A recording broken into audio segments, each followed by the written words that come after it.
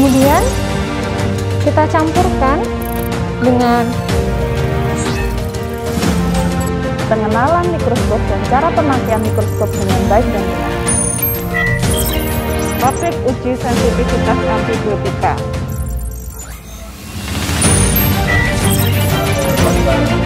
Tetap memberikan kompresi.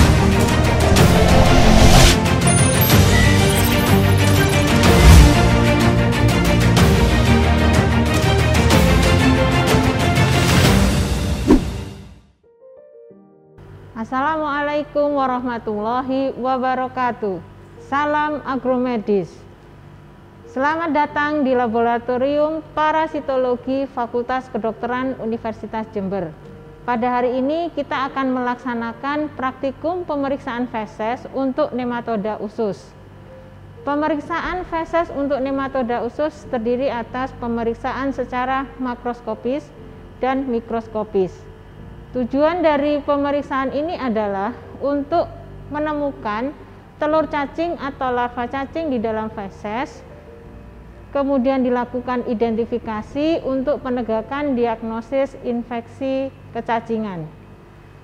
Pemeriksaan makroskopis dilakukan dengan pengamatan terhadap fesesnya, sedangkan pemeriksaan mikroskopis terdiri atas beberapa metode pemeriksaan yang akan diperagakan dan dijelaskan. Sebelum kita melaksanakan pemeriksaan feses untuk nematoda usus, saya akan menjelaskan beberapa alat dan bahan yang akan digunakan. Tetapi harus diperhatikan dalam melakukan pemeriksaan feses ini, kita selalu memperhatikan keamanan diri dengan menggunakan jas laboratorium, sarung tangan, dan masker, karena bahan yang kita periksa bisa merupakan bahan yang infeksius. Dalam bekerja, berhati-hati menjaga kebersihan dan secara aseptis. Dengan ini disediakan larutan disinfektan. Yang pertama, saya akan menjelaskan alat dan bahan yang diperlukan untuk pemeriksaan mikroskopis secara langsung, yaitu alatnya adalah pipet, ini untuk mengambil larutan, kemudian gelas objek atau gelas benda, cover slip atau cover benda, kemudian lidi untuk mengambil feses, bisa juga menggunakan tusuk gigi. Sedangkan bahan yang utama tentunya adalah spesimen, yaitu feses. Larutan yang digunakan untuk pemeriksaan secara langsung adalah larutan garam fisiologis, larutan lugol, dan larutan eosin. Selanjutnya, untuk pemeriksaan feses secara langsung, alat dan bahan yang diperlukan adalah tabung sentrifuge, kemudian saringan, ini untuk menyaring feses, ada tabung stol dan pipetnya, ini nanti untuk melakukan penghitungan telur cacing.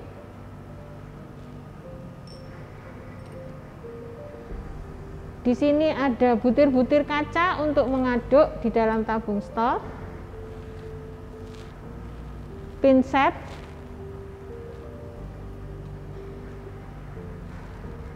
dan selotip atau selopan tip yang direndam dalam larutan malasid green selama 24 jam. Sedangkan bahan yang diperlukan adalah larutan garam jenuh. Ini digunakan nanti untuk pemeriksaan secara kualitatif. Alat dan bahan yang diperlukan untuk melakukan pemeriksaan secara tidak langsung adalah sebagai berikut. Untuk pemeriksaan secara flotasi diperlukan tabung reaksi, lidi untuk mengaduk, dan bahan larutan garam jenuh untuk mengapungkan telur-telur cacing. Pemeriksaan secara sedimentasi memerlukan tabung reaksi, sentrifuge, dan aquades. Kemudian untuk pemeriksaan secara kuantitatif, yang pertama adalah dengan menggunakan metode Kato. Diperlukan adanya kertas untuk tempat feses, kemudian saringan untuk menyaring feses, kemudian untuk mencetak feses yang akan diperiksa, kemudian cellophane tape yang sudah direndam di dalam larutan malasid green selama 24 jam, serta objek gelas dan cover glass.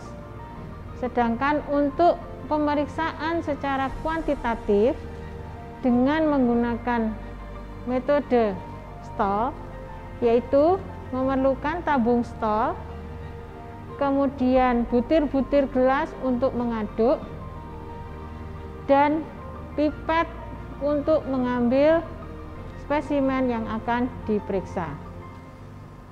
Demikianlah alat dan bahan yang kita perlukan untuk praktikum hari ini. Mari kita simak video berikut ini. Pemeriksaan makroskopis dilakukan dengan mengamati spesimen feses. Yang pertama adalah diamati kuantitasnya. Pada orang normal, jumlah feses atau volume feses biasanya berkisar antara 100 sampai 170 gram. Sedangkan pada anak-anak bisa 100 gram. Namun pada keadaan patologis misalnya diare, jumlahnya bisa banyak dan cair. Kemudian yang diamati berikutnya adalah kualitas dari feses, yaitu dilihat warna dan konsistensinya. Warna feses bisa dipengaruhi oleh diet makanan dan obat-obatan. Seperti pada spesimen ini kita lihat warnanya adalah coklat. Kemudian konsistensinya ada 5 macam, bisa normal, keras, lembek, setengah cair, atau cair. Selanjutnya juga diperhatikan bau dari feses. Baunya kalau untuk infeksi cacing biasanya amis, sedangkan untuk infeksi bakteri bisa berbau busuk. Dan yang terakhir adalah di dalam feses bisa ditemukan adanya cacing dewasa, yaitu ketika jumlahnya banyak di dalam usus sehingga bisa keluar spontan atau karena meminum obat cacing. Cacing yang bisa didapatkan di dalam feses contohnya adalah Ascaris rhumbicoides, Trichuris trichiura, dan Enterobius vermicularis. Langkah-langkah pemeriksaan mikroskopis secara langsung adalah sebagai berikut. Yang pertama, dengan pipet ambil 1 tetes larutan garam fisiologis, lugol atau eosin, dan diteteskan di atas gelas benda.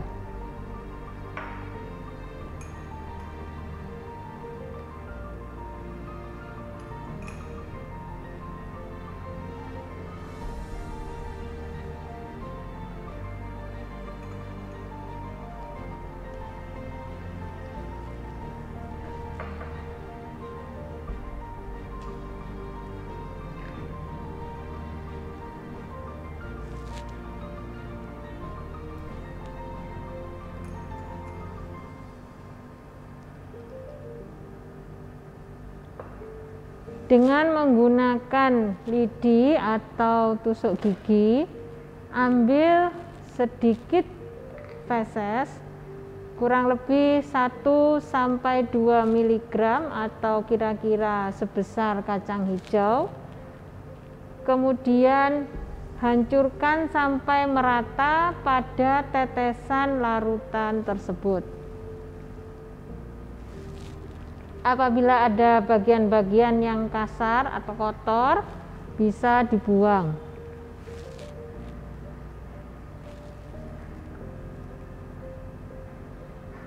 Sesudah digunakan, buang tusuk gigi di tempat yang sudah disediakan, yaitu yang mengandung desinfektan.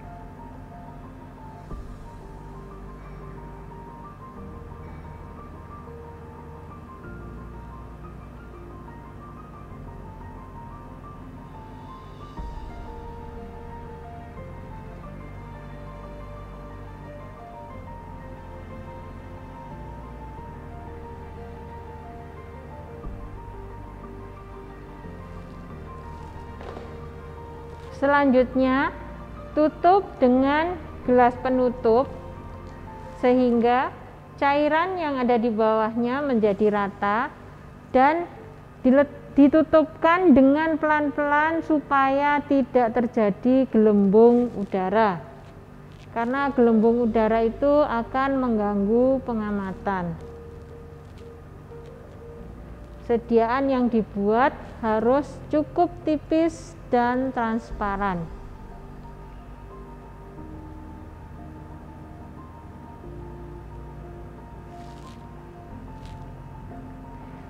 Sediaan yang sudah jadi diperiksa di bawah mikroskop.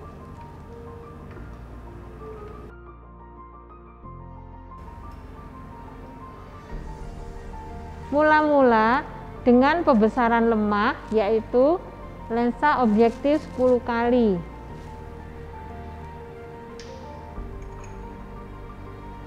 Apabila sudah ditemukan bentukan yang menyerupai telur cacing, bisa diperjelas dengan perbesaran kuat, yaitu lensa objektif 40 kali.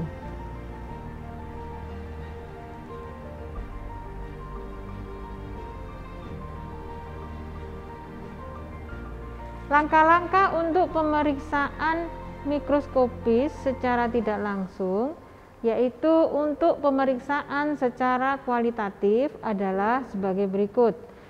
Yang pertama, diambil feses dengan lidi kira-kira 2-5 gram, lalu dimasukkan ke dalam beker gelas.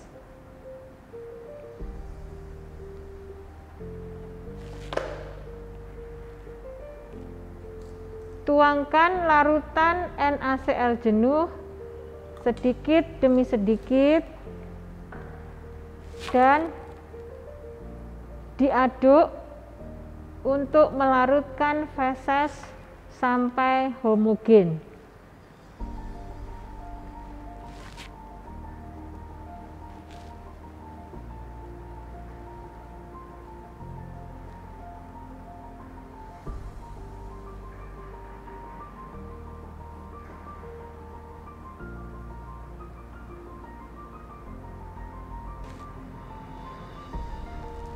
Setelah homogen, tuang larutan tersebut ke dalam tabung reaksi yang sudah disiapkan di rak sampai tinggi cairan memenuhi permukaan tabung.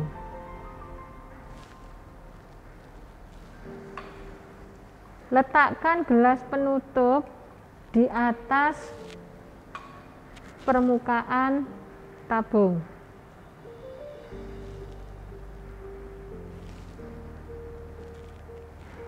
Gelas penutup menempel di atas permukaan, namun harus dijaga jangan sampai cairannya tumpah. Diamkan sampai selama 30 atau 45 menit. Setelah ditunggu sampai maksimal 45 menit, gelas penutup diambil dengan menggunakan pinset. Kemudian letakkan di atas gelas benda sedemikian rupa secara hati-hati dan pelan-pelan, jangan sampai timbul gelembung udara. Selanjutnya, sediaan diperiksa di bawah mikroskop.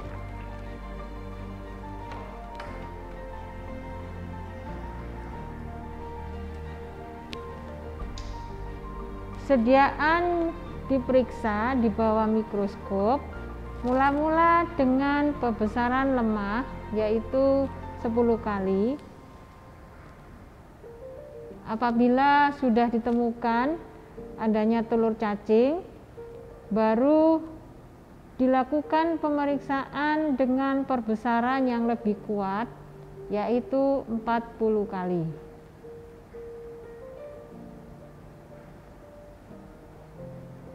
Untuk pemeriksaan feses secara tidak langsung, yaitu dengan cara sedimentasi, langkah-langkahnya adalah sebagai berikut. Yang pertama, ambil 1 gram feses, dimasukkan ke dalam tabung sentrifuge. Selanjutnya, tambahkan cairan Aquades dan diaduk sampai rata.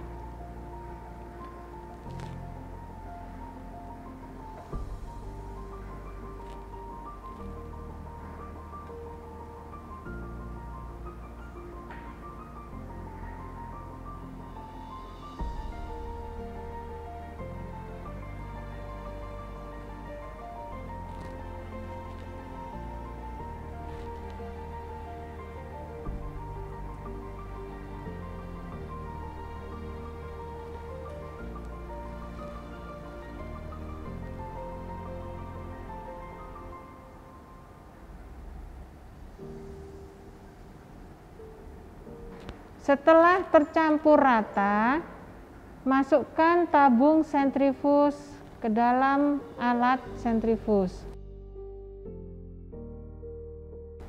Alat sentrifuge dinyalakan dulu, kemudian diatur untuk kecepatan 2000 rpm per menit selama 3-5 menit. Jangan lupa untuk keseimbangan bisa menggunakan tabung sentrifuge yang diisi dengan Aquades dengan tinggi yang sama. Setelah siap, tekan tombol start.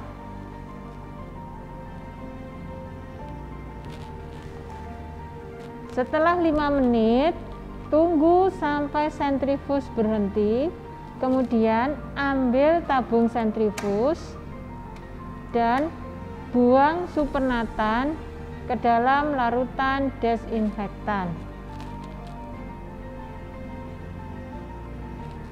Tambahkan lagi Aquades dan aduk sampai rata.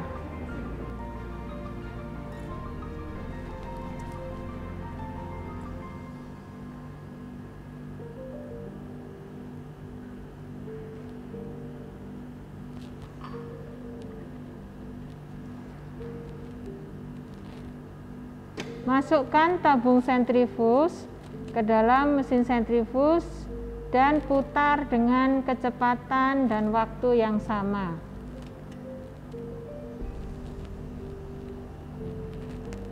Prosedur ini diulang sampai 3 kali. Buang supernatan dan ambil sediaan dengan pipet dan letakkan di atas gelas objek.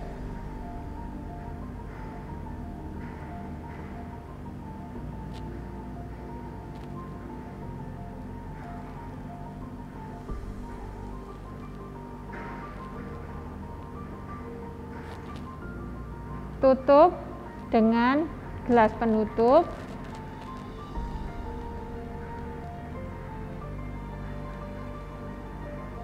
Ingat, jangan sampai ada gelembung udara. Sediaan siap diperiksa di bawah mikroskop.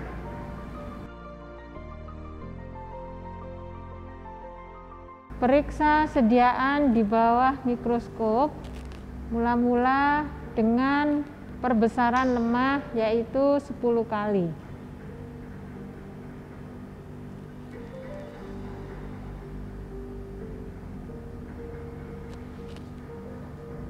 Apabila ditemukan telur cacing, bisa diperjelas dengan perbesaran 40 kali.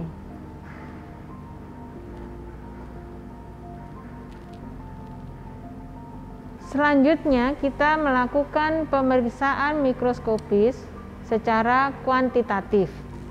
Cara kuantitatif berguna untuk mengetahui intensitas infeksi nematoda usus.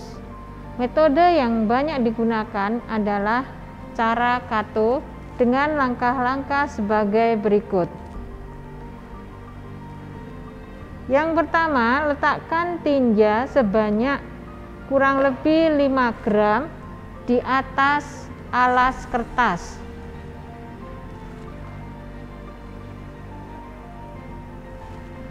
Kemudian kawat kasa diletakkan di atas feses tersebut dan ditekan untuk menyaring tinja melalui kawat.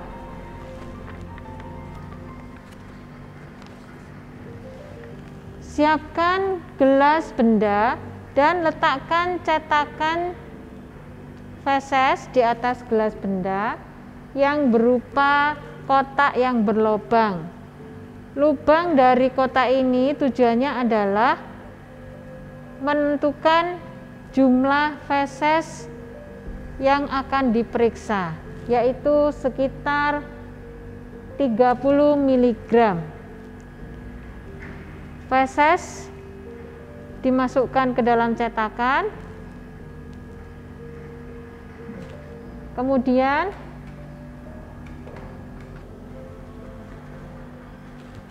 tempelkan cellophane tape yang sudah direndam dalam malasid green di atas gelas benda.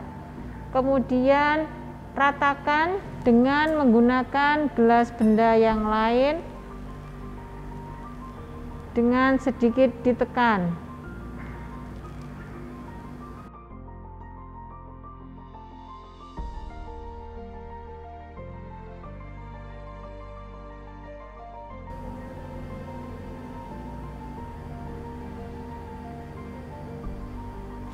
Setelah rata, biarkan sediaan di dalam suhu kamar selama minimal 30 menit supaya menjadi transparan. Setelah 30 menit, sediaan diletakkan di bawah mikroskop untuk diperiksa. Cara pemeriksaannya, pengamatan dilakukan pada seluruh permukaan sediaan dengan perbesaran 10 kali. Apabila ditemukan telur cacing, jumlah telur cacing dihitung. Dan perhitungan jumlah telur cacing untuk tiap-tiap spesies cacing usus dilakukan secara terpisah. Cara menghitung telur cacing usus. Bila ditemukan jumlah telur pada sediaan Kato adalah N dari tinja seberat 30 mg, maka jumlah telur per gram tinja atau EPG atau X per gram adalah 1000 dibagi 30 dikalikan N. Dengan demikian dapat diperhitungkan jumlah telur cacing yang dikeluarkan dan diketahui intensitas infeksi cacing usus. Dari pemeriksaan feses secara langsung dan tidak langsung, yaitu dengan metode kualitatif secara flotasi dan sedimentasi, hasil pengamatan di bawah mikroskop yaitu dengan perbesaran 10 kali ditemukan adanya telur Ascaris lumbricoides dengan gambaran morfologi sebagai berikut.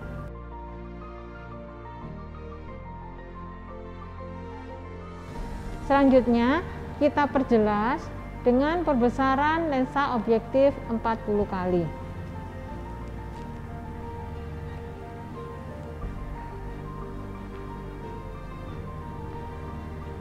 Maka akan didapatkan gambaran morfologi yang lebih jelas dengan bagian-bagian dari telurnya seperti ini.